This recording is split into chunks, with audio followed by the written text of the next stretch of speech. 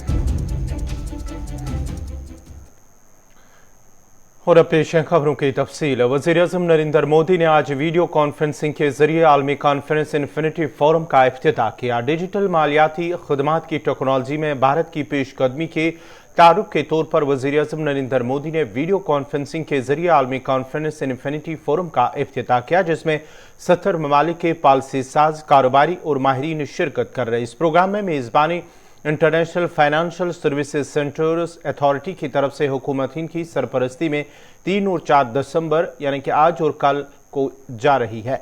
जनूबी अफ्रीका और बरतानिया इस फोरम के पहले एडिशन में शरीक ममालिक हैं। इन्फिनिटी फोरम पॉलिसी, कारोबार और टेक्नोलॉजी से जुड़े हुए दुनिया के बेहतरीन और आला दानिश्वरों को एक जगह पर जमा कर रहा है। इसका मकसद तबादला ख्याल करके इस बारे में काबिल अमल मालूमात मुतारिफ कराना होगा कि किस तरह टेक्नोलॉजी और इख्तियारात सनती बरादरी के लिए जामिया तरक्की और बड़े पैमाने पर इंसानियत की खिदमत के सिलसिले में बहुत सूदमंद साबित हो सकती है।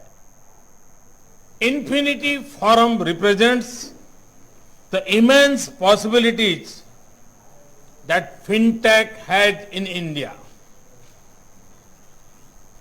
It also shows the huge potential of India's fintech to provide benefit to the entire world. Friends, the history of currency shows tremendous evolution. As human evolved, so did the form of our transactions. From barter system to metals, from coins to notes, from checks to cards, today we have reached here. Earlier, development used to take decades to spread across the world. But not anymore in this era of globalization. Technology is bringing a big shift in the world of finance. Last year in India, mobile payments exceeded ATM cash withdrawals, and that was for the first time. Fully digital banks without any physical branch offices are already a reality and may become commonplace in less than a decade. Friends, India has proved to the world that it is second to none when it comes to adopting technology or innovating around it. Transformational initiatives under Digital India have opened doors for fintech innovations to be applied in governance. Technology has also catalyzed financial inclusion. From less than 50% Indians having bank accounts in 2014, we have almost universalized with 430 million Jan Dhan accounts in the last 7 years. So far, 690 million RuPay cards have. T20 world cup में पाकिस्तान की जीत पर जश्न मनाने और पाकिस्तान के हक में मुबैना नाराबाजी करने के मामले में आगरा में गिरफ्तार 3 कश्मीरी तालिब इल्मों ने बराह रास्त अब इलाहाबाद कोर्ट से जमानत के लिए रुजू किया है। ये कहते हुए कि ताज शहर के वकला ने सेशन कोर्ट में जमानत के लिए अपना मुकदमा लेने से इनकार कर दिया है। हाई कोर्ट में अपनी जमानत की दरख्वास्तों में तीनों तालिब इल्मों ने अपने ट्रायल को मथुरा मुंतकिल करने की भी दरख्वास्त की है। ये कहते हुए कि आगरा का पूरा बार दरख्वास्त गुजारों की जानिब से अदालत में हाजिर होने और केस का दिफा करने के लिए तैयार नहीं है। 3 कश्मीरी तालिब इल्म अरशद यूसुफ, इनायत अल्ताफ शेख और शौकत अहमद गनाई आगरा के एक इंजीनियरिंग कॉलेज के तालिब इल्म हैं और उन्हें 27 अक्टूबर 2021 को आगरा पुलिस ने गिरफ्तार किया था। कोरोना वायरस के नए वेरिएंट ओमिक्रॉन ने दुनिया को फिक्रमंद कर दिया है और हिंदुस्तान की रियासत कर्नाटक में भी ओमिक्रॉन के 2 मामलों की तस्दीक की जा चुकी है। दरियासना जनूबी अफ्रीका से राजस्थान की राजधानी जयपुर लौटने वाले एक खानदान के 4 लोग कोरोना से मुतासिर पाए गए हैं। एक रिपोर्ट के मुताबिक खानदान के 9 अफराद 25 नवंबर को जनूबी अफ्रीका से हिंदुस्तान लौटे थे। इनमें से एक जोड़ा और उनकी 8 और 15 साल की 2 बेटियां कोरोना से मुतासिर पाई गई। तशवीशनाक बात यह है कि उन लोगों के राबते में आने वाले 12 में से 5 अफराद भी कोरोना से मुतासिर हो गए हैं। ओमिक्रॉन का सबसे पहला मामला जनूबी अफ्रीका में ही रिपोर्ट किया गया था, लिहाजा वहां लौटने वाले कोरोना मुतासरा अफराद के नमूने जीनोम सीक्वेंसिंग के लिए भेजे गए हैं और उन्हें आइसोलेशन में रखा गया है। ताहम रिपोर्ट के बाद ही तस्दीक हो पाएगी कि कोरोना से मुतासरा उन लोगों में नया वेरिएंट ओमिक्रॉन मौजूद है या नहीं। खानदान के बड़े अफराद कोरोना की दोनों खुराकें लगवा चुके हैं और किसी भी फर्द में अलामात जाहिर नहीं हो रही हैं। याद रहे कि गुज़श्ता रोज कर्नाटक में ओमिक्रॉन के पहले 2 मामलों की तस्दीक की गई है। इनमें से एक 66 साल बुजुर्ग हाल ही में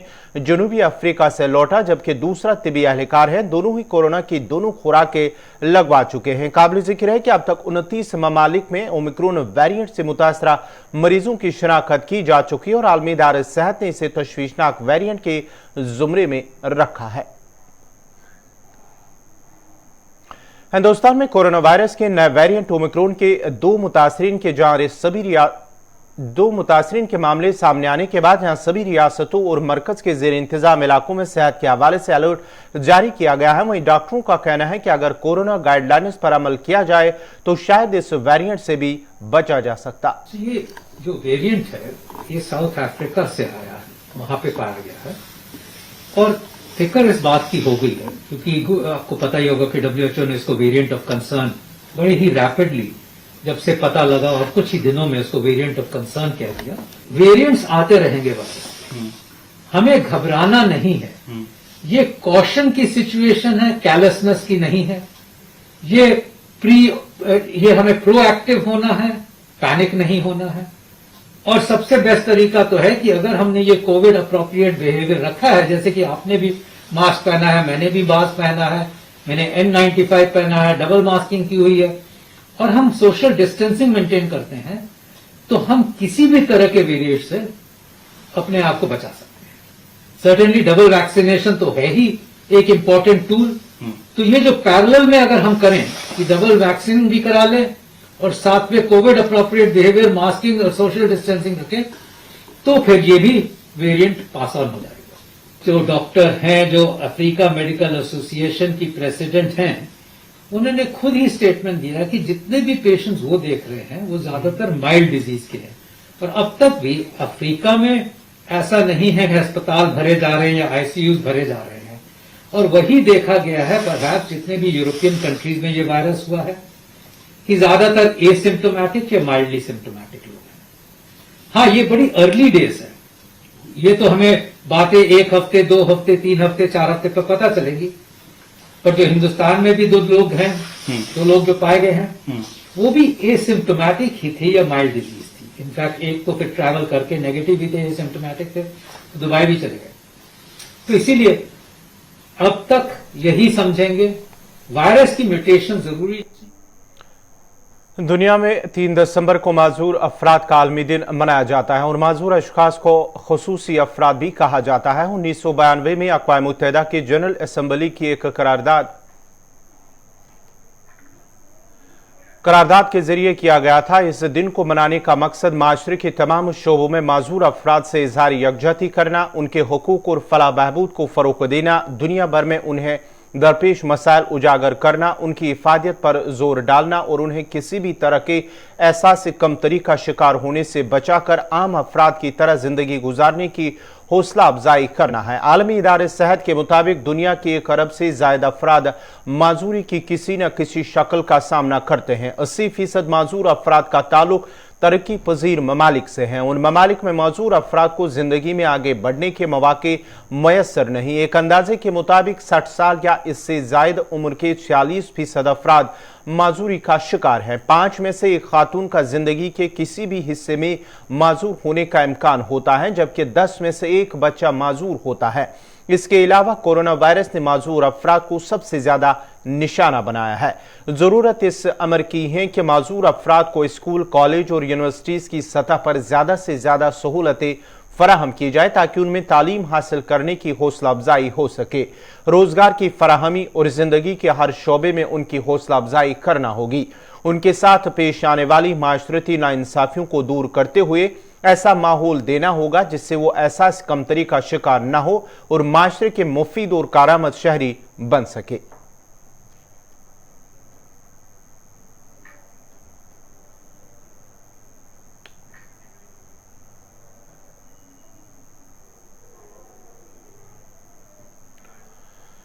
जिला पुंछ की तहसील मंडी के ब्लॉक लोरन के जंगलात में बेदरीक सबज सोने को काटा जा रहा है। बराछेड़ के जंगलात में दरख्तों की कटाई में चंद माह कबल बड़े पैमाने पर हुई है। लोरन के बराछड़ महाकोट के करीब का सोशल फॉरेस्ट्री के लगाए गए क्लोजर में बहुत सारे छोटे बड़े पेड़ काटे गए हैं, जिसको देखते हुए मकामी लोगों ने नुकसान का जिम्मेदार महकमे जंगलात को ठहराते हुए सख्त तशवीश का इजहार किया है। उन्होंने मजीद कहा कि अगर इन जंगलात को तहफ़्फ़ुज़ फराहम न किया गया तो आइंदा चंद सालों में ये जंगलात खत्म हो जाएंगे। वक्त की जरूरत है कि जंगलात के कटाव में मुलविस महाफिजों, मुतलका महकमे के अफसरान के साथ साथ नुकसान करने वाले मकामी लोगों को भी कठेरे में खड़ा किया जाए। इस हवाले से जब नुमाइंदे ने चीफ कंजर्वेटर राजौरी पूंछ से बात करने की कोशिश की तो उन्होंने इस मामले को लेकर कुछ कहने से साफ इंकार कर दिया। उन्होंने कहा कि जब तक पूरी बारीक बीनी से इंक्वायरी नहीं होती, इसकी रिपोर्ट तैयार नहीं होती, तब तक इस हवाले से कोई बात नहीं की जाती। यही है कि हमारा लोगों का नुकसान है। हम गरीब वहाँ में हम इस जंगलात पर गुजारा करते थे, लेकिन ये गलत करते हैं।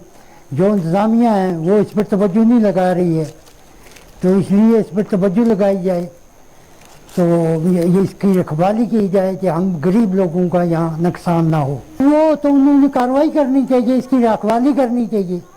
उनको तनख्वाह मिल रही है, वो इसकी रखवाली करने, हम लोग रखवाली कर रहे हैं इन बच्चों की, तो चलो ये हमें किसी वक्त आने वाली नस्ल में काम आने वाली चीज़ है। जी, इस हवाले नाल मैं ये कहना चाहता कि जंगलात असी सुनते हाँ, आज टीम चढ़ी, कल चढ़ी, लोगों के घरे छापा मार देन, लोगों के घरें तलाशी कर देन, लेकिन ये गरीब लोग जो इन्ना इस तरह बिला वजह नुकसान नहीं करते। इसके बीच कोई समझ नहीं आ रही है कि वजह क्या है। कोई किसी की मिली भगत है, कोई होर गल है, नुकसान वाकया हो रहा है, सुन भी यही आता है। मैंने देखा नहीं, ये लोगों को सुन रहे कि नुकसान हो रहा है, लेकिन इस नुकसान को देखना चाहिए, इसनों कंट्रोल भी करना चाहिए। जिथे साडी गरीब जनता की तहफ़्फ़ुज़ की जरूरत है, ये अगे भी कर दे, पिछे भी करने वास्ते तैयार है, लेकिन इसकी समझ नहीं आती कि होंदा क्यों है। इंतजामिया कि जिस तरह कानून है या जिस तरह इसकी रखवाली करनी जरूरी है उस तरह की जाए तो जंगल जड़ा है बच्चे ठीक।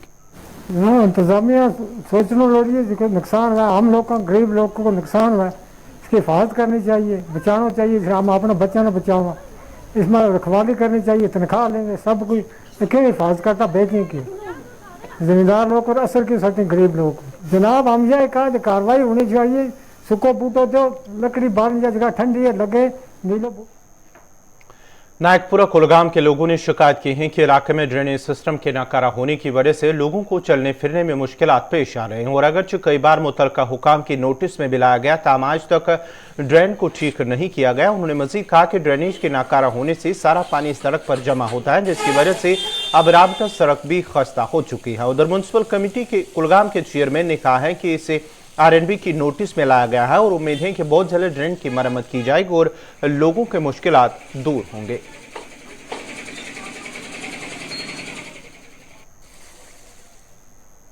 आब गसन सोरे ब्लाक अतन और यपर बिचार पकान तमिस पलव तन भर सह बिचार आबस मज डुबान। मुतलका हुकामन नश गए वारिया लट लेकिन तम कह तवज्जो दिवान अकुन बिल्कुल कहें तुहद वसादत वन DC सोबस अपील करान ताकि ये तुलन पुरसान यह सह रोड यह हॉस्पिटल रोड यह रश यह लुक दोहस रातस आसन पकन गसन, इसलिए तुहद वसादत DC सोबस चेयरमैन सोबस ये गुजारिश करान तम तुलन यमुक पुरसान जल्द अज जल्द। मैंने 24 घंटे पहले उनको लेटर लिखी है जो वहाँ पे ड्रेनेज का मसला है। उसमें मसला ये है कि वो आरएनबी का रोड है, हमें जो है रोड काटना है, तो उसके लिए हमने आरएनबी को लिखा था कि आप हमें परमिशन दें ताकि हम इस रोड को काट के एक बार इस जो ये ड्रेन है इसको हम एक बार फ्री फ्लो कर दें, ताकि जो वहाँ पे अभी फ्लो हुआ है रोड के ऊपर से जो बाहर बह रहा है पानी वो न हो जाए, ताकि जो ड्रेनेज है वो ठीक हो जाए। मिडिल स्कूल पट्टन के अहाते में 3 से 4 चश्मे फूट पड़ने की वजह से स्कूली इमारत को खतरा लाक हो गया है। स्कूल अमले का कहना है कि स्कूली इमारत के साथ साथ राबता सड़क को भी नुकसान पहुंच रहा है। उन्होंने अब इंतजामिया से अपील की है कि कोई बड़ा हादसा होने से कबल ही एहतियाती इकदाम उठाया जाए। जी राय साहब, मैं headmaster government middle school Pattan आपके साथ बात कर रहा हूँ सर। यहाँ स्कूल के इस अहाते में 3-4 जगह चश्मे फूट पड़े हैं और ये चश्मे फूट पड़कर यहाँ ये पानी जाता है इस सड़क पर, जो सड़क मैथलेट रोड है और जो कॉलेज को कनेक्ट करती है, जो कॉलेज के साथ से गुजर रही है। और इसने कहा ये सड़क को भी तबाह कर दिया है और ये पूरी तरह डैमेज हो गई है। तो दूसरी बात यह है कि जो ये पानी यहाँ से निकल रहा है इसने हमारी इस बिल्डिंग को, जो स्कूल हाजा की बिल्डिंग है, ये बिल्डिंग भी अब मुतासर होना शुरू हुई है। और इसलिए आपके ज़रिए हम महकमा हाजा से ये अपील कर रहे हैं कि इसकी तरफ फौरन तवज्जो दी जाए ताकि ये सड़क भी बच जाए और स्कूल में जो बच्चे पढ़ रहे हैं कोई हादसा न हो जाए और हादसा भी टल जाए। इसलिए ऑन प्रायोरिटी बेसिस इसकी तरफ तवज्जो की जाए और इसका कोई ड्रेनेज का कोई इंतजाम किया जाए ताकि हालात यहाँ। जम्मू कश्मीर में पावर डेवलपमेंट डिपार्टमेंट के प्रिंसिपल सेक्रेटरी रोहित कंसल से इस मसले पर बात की और उनसे पूछा कि सरकार जितने में बिजली खरीदती है क्या उतना रकम सरकार के पास वापस आता है। अवाम की शिकायत के अजाले के लिए इंतजामिया उनके बकौल तरजीह बुनियादों पर काम कर रही है। रोहित कंसल कहते हैं कि ग्रिड स्टेशन में महकमा 400 करोड़ रुपए खर्च कर रहे हैं और बुनियादी ढांचे को कोई कहीं पे भी कमी नहीं है। अगर मैं ट्रांसमिशन की बात करूं तो ये शायद पहली बार होगा कि स्टेट कैपेक्स से, जो हमारा जम्मू कश्मीर का अपना कैपेक्स होता है, 400 के करीब 400 करोड़ के रुपए करीब हम रुपया सर्व कर रहे हैं मुख्तलिफ जो है ट्रांसमिशन कैपेसिटी बढ़ाने के लिए। एक मैं आपको एग्जांपल दे दूं, आपने डेलिना देखा होगा। डेलिना में जो है हमने अभी पिछले आई थिंक अप्रैल मई में इजाफा किया और एक और हम ऑगमेंटेशन डेलिना में कर रहे हैं। लस्सीपुरा में हमने किया, चाडुरा में हमने किया, वानपू मीर बाजार में हमने किया। तमाम सारी ग्रिड्स हैं जिनमें हम इंप्रूवमेंट कर रहे हैं। इसी तरह अगर मैं थोड़ा सा और कहें तो फिर मैं आपका सवाल ले लेता हूं। इसी तरह अगर हम डिस्ट्रीब्यूशन का देखें तो पिछले 1.5-2 सालों में तकरीबन 68 हमारे रिसीविंग स्टेशन या तो नए बन गए हैं या ऑगमेंट हो गए हैं। 4000 के करीब ट्रांसफार्मर लग गए हैं।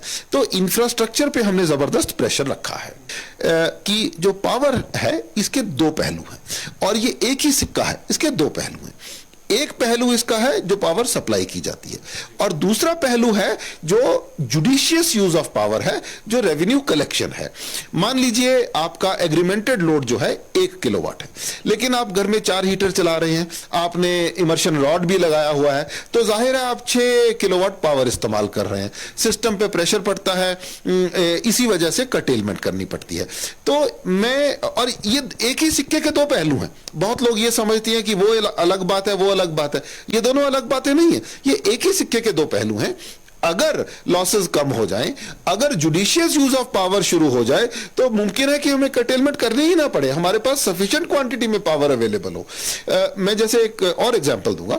आपने देखा है कि बहुत से इलाके ऐसे हैं जहां पे हम लोग अफोर्ड कर सकते हैं, फिर भी कुंडियां हैं, फिर भी इलीगल हुकिंग है, फिर भी इलीगल यूज ऑफ इलेक्ट्रिसिटी है। ये सब चीजें इस चीज को कंट्रीब्यूट करती हैं कि हमारे AT&C लॉसेस जो हैं वो शायद मुल्क में सबसे ज्यादा हो रही है। और मैं ये भी कहना चाहूंगा कि अगर हम AT&C लॉसेस 20% से कम ले आएंगे तो हम 24/7 पावर दे सकते हैं। तो लॉसेस कम होंगे, रेवेन्यू बढ़ेगा, बिजली की मात्रा बढ़ेगी, तो हम 24/7 पावर दे पाएंगे। स्मार्ट मीटर्स का जहां तक सवाल है, मैं लोगों को यह अर्ज करना चाहूंगा कि स्मार्ट मीटर्स पब्लिक के फायदे के लिए हैं। एक तो इसमें किसी तरह का डिस्प्यूट नहीं होगा, जितनी बिजली खपत होगी उतना ही आपके पास रिकॉर्ड आएगा। दूसरा, जैसे आजकल आप मोबाइल के लिए देखते हैं, जैसे आजकल आप टेलीविजन के लिए देखते हैं, तो आपके मोबाइल फोन पे ही आपका बिजली का बिल आ जाएगा, मोबाइल के जरिए ही आप भर सकते हैं, आपको पता चलता रहेगा कि दुनिया भर से पैदा होने वाले प्लास्टिक फुजले में सबसे ज्यादा कचरे का जिम्मेदार अमेरिका है, जहां हर शहरी 130 किलोग्राम प्लास्टिक फुजला सालाना पैदा करता है। अमेरिकी हुकूमत को जमा कराई गई हालिया रिपोर्ट में मुतालबा किया गया है कि प्लास्टिक फुजले के बहरान से निपटने के लिए कौमी सतह पर हिकमत अमली तैयार की जाए। अमेरिका ने साल 2016 में मजमूई तौर पर तकरीबन 4 crore 20 lakh metric ton plastic फुजला पैदा किया था, जो यूरोपीय यूनियन के तमाम रुकन ममालिक और चीन की जानिब से पैदा होने वाले प्लास्टिक फुजले से 2 गुना ज्यादा है। अमेरिका के बाद दूसरे नंबर पर बरतानिया है, जहां हर शहरी सालाना 99 किलोग्राम प्लास्टिक फुजला पैदा करता है, जबकि जनूबी कोरिया में इसकी मिकदार 88 किलोग्राम सालाना है। रिपोर्ट के मुताबिक दुनिया भर में प्लास्टिक कचरे की पैदावार साल 1996 में 2 करोड़ मीट्रिक टन थी, जो 2015 में 20 गुना इजाफे के बाद 38 करोड़ 10 लाख मीट्रिक टन हो गई है। इब्तिदाई तौर पर समंदर में मौजूद फुजले से निपटने के लिए ज्यादातर तवज्जो बहरी जहाजों या दीगर बहरी जराए से जुड़े फुजले पर दी जाती थी, लेकिन अब यह ख्याल किया जाता है कि तकरीबन जेर इस्तेमाल हर प्लास्टिक दरियाओं और नदियों के जरिए समंदरों तक पहुंच सकता है। तहकीक से साबित हुआ है कि तकरीबन हजारों की तादाद में आबी हयात की जान को प्लास्टिक में फंसने या खाने से खतरा है, जिससे वापस इंसानों को भी नुकसान पहुंचता है। रिपोर्ट के मुताबिक सालाना की बुनियाद पर तकरीबन 80 लाख मीट्रिक टन प्लास्टिक फुजला दुनिया में पैदा होता है। अगर इसी रफ्तार से प्लास्टिक कचरा पैदा होता रहा तो 2030 तक हर साल 5 करोड़ 30 लाख मीट्रिक टन कचरा समंदर में दाखिल हो सकता है। Micro blogging social media platform Twitter की इंतजामिया ने कहा है कि इसने 6 ममालिक में ऐसे 3500 अकाउंट्स बंद किए हैं जिनसे हुकूमत के हक में प्रोपेगेंडा किया जा रहा था, और जिन ममालिक के अकाउंट्स बंद किए गए हैं उनमें चीन और रूस भी शामिल हैं। ट्विटर के बयान में कहा गया है कि ज्यादातर अकाउंट्स से संख्यांक में इगोर आबादी के साथ सलूक के हवाले से चीन की कम्युनिस्ट पार्टी के बयानिए को बढ़ा चढ़ाकर पेश किया जा रहा था। चीन कौंसली बुनियादों पर अकलियत के साथ सलूक और इंसानी हुकूक की खिलाफ वर्जियों के इल्जामात का सामना है, जो शुमाली मगरबी सूबे में मुकीम है। संख्यांक के बारे में बाहरीन का अंदाजा है कि 10 लाख से ज्यादा अफराद को कैंपों में कैद रखा गया है। बीजिंग के हक में कैंपेन करने वाले 2048 अकाउंट्स के अलावा ऐसे 112 अकाउंट भी बंद किए गए हैं, जो कि चिगिंग कल्चर नामी कंपनी से मुंसलिक थे, जो संख्यांक की इलाकाई हुकूमत से मुंसलिक हैं। ट्विटर की जानिब से इकदाम फेसबुक की पेरेंट कंपनी मीटा के इस कदम के लिए एक रोज बाद सामने आई है, जिसमें कोरोना वायरस के हवाले से चीन के हक में कैंपेन करने वाले 500 अकाउंट्स को बंद किया गया था। उन अकाउंट्स से फर्जी स्विस बायोलॉजिस्ट विल्सन के दावों को प्रमोट किया जा रहा था कि अमेरिका कोरोना वायरस के बुनियाद का पता चलाने में मुदाखलत कर रहा है। फेसबुक और ट्विटर दोनों पर चीन में पाबंदी है, ताहम बीजिंग बैनुल-अक़वामी स्टेज पर अपनी पोजीशन को बेहतर करने के लिए अक्सर अमेरिकी सोशल नेटवर्क्स इस्तेमाल करता है। चीन के अलावा भी ट्विटर ने ऐसे 16 अकाउंट्स बंद किए हैं जो इंटरनेट रिसर्च एजेंसी से मुंसलिक थे। ये एक रूसी कंपनी है जिसको नकादून ने ट्रू फार्म करार दे रखा है और वो हुकूमत के हक में ऑनलाइन कैंपेन्स चलाती है। नाज़रीन, इसी के साथ ही अभी तक का उर्दू खबरनामा इख्तिताम पज़ीर हुआ चाहता है। अपने मेजबान गौहर कुछे को इजाजत दीजिए। अल्लाह हाफ़िज़।